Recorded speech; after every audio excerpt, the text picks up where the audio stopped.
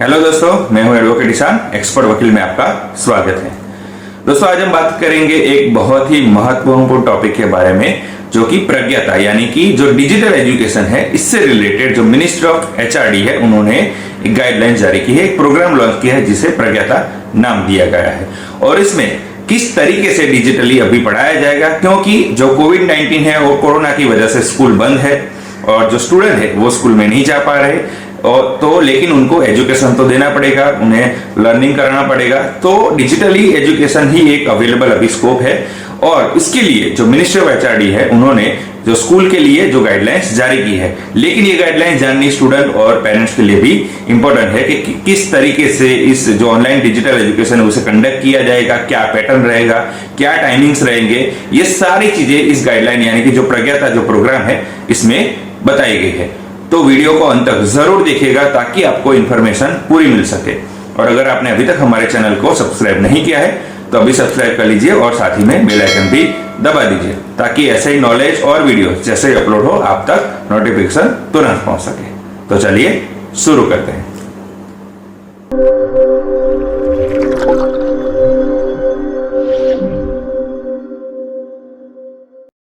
तो फ्रेंड्स, जो प्रज्ञाता प्रोग्राम है, जो ऑनलाइन डिजिटल गाइडलाइंस है, इसके बारे में बात करें तो बेसिकली इसे 6 सेक्शन में डिवाइड किया गया है। इसमें सबसे पहले सेक्शन है, इसमें ये बताया गया है कि डिजिटल एजुकेशन क्या है, ऑनलाइन एजुकेशन क्या है, इसके इंपॉर्टेंट क्या है, इसके बेनिफिट क्या है, इसके बारे में पूरी जानकारी बताई गई है इस सेक्शन में।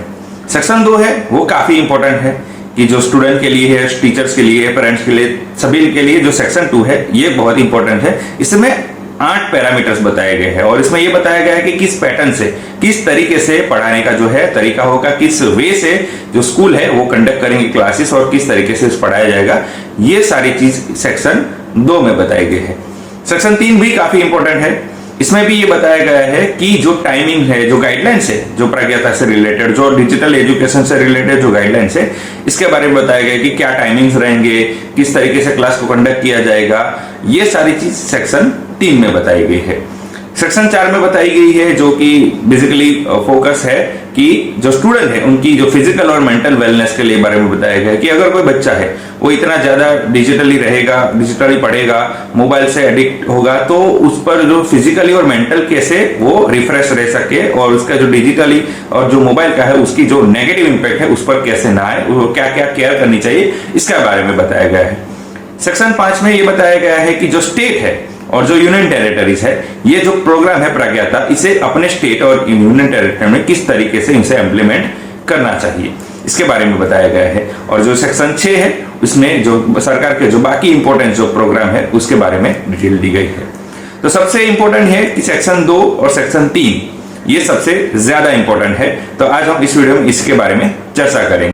तो देखिए, सेक्शन 2 को सबसे इंपॉर्टेंट बताया गया है और इसमें ये पढ़ाने की जो पैटर्न है उसके बारे में बताया गया है। इसे 8 पैरामीटर्स में डिवाइड किया गया है और इसमें सबसे पहला आता है प्लान। तो सबसे पहला आएगा प्लान। उसमें ये होगा कि जो टीचर्स है उन्हें प्लानिंग करनी है, प्लान करना है, रिसोर्सेज इकट्ठा करना है कि क्या पढ़ाना है, किस विषय को, सब्जेक्ट को पढ़ाना है, किस तरीके से जो रिसोर्सेज है वो सारे इकट्ठे करके एक प्लानिंग करके प्लान करना है।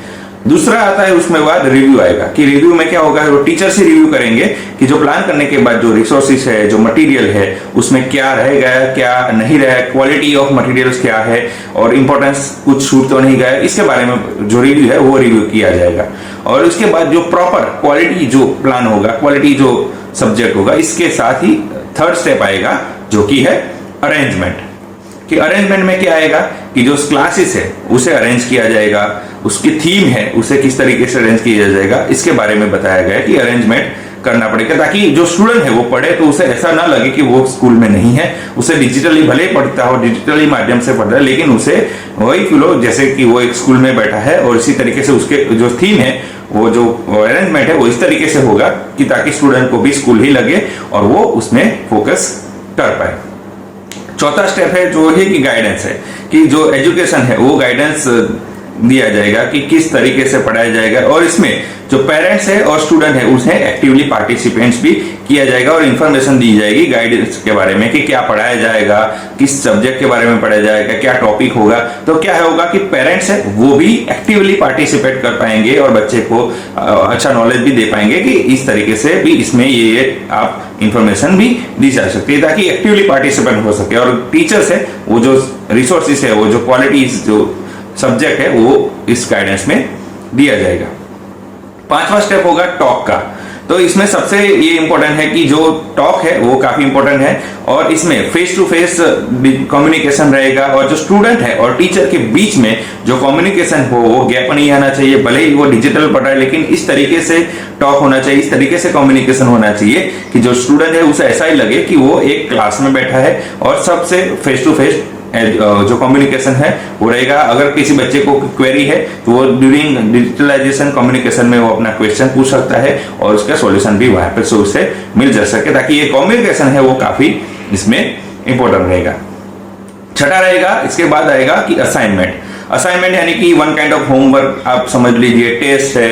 तो इस तरीके से असाइनमेंट दिया जाएगा जैसे कि स्कूल में दिया जाता था कि अगर सारे सब्जेक्ट में पढ़ाने के बाद जो है टेस्ट दिया जाता था या फिर होमवर्क दिया जाता था ताकि वो रिवीजन कर सके। तो ये जो छठा स्टेप होगा वो असाइनमेंट का रहेगा।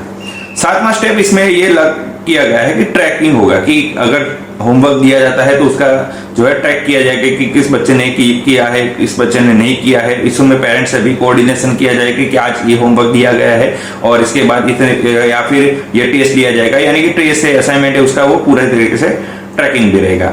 और आखिरी स्टेप रहेगा ट्रैकिंग के बाद वो है एप्रिसिएशन, यानी कि मोटिवेशन तो बहुत ही जरूरी इस स्टेज में रहेगा।